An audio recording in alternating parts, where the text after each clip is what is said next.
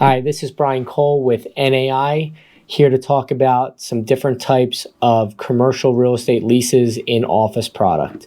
There's a few different types of leases that are typical within the office sector. One of these lease types is gross lease with base year. In these types of leases, the year in which the lease is signed, typically when the lease is signed, there is a baseline of the operating expenses.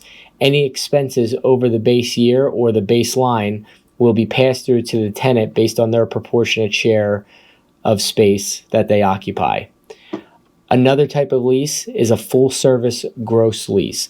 In this lease structure, the tenant only pays the base rent, typically no additional rent. The base rent stated in the lease would include the landlord's estimate of all operating expenses and taxes.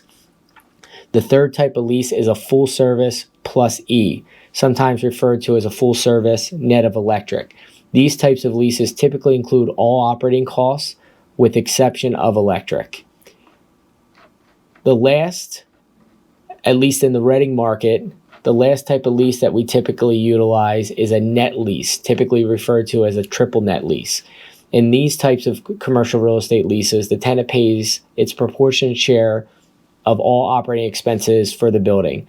This includes taxes, insurance, and CAM. CAM is common area maintenance. In other words, all expenses are passed through to the tenant. In most cases, all of these lease types typically include a cap on controllable operating expenses.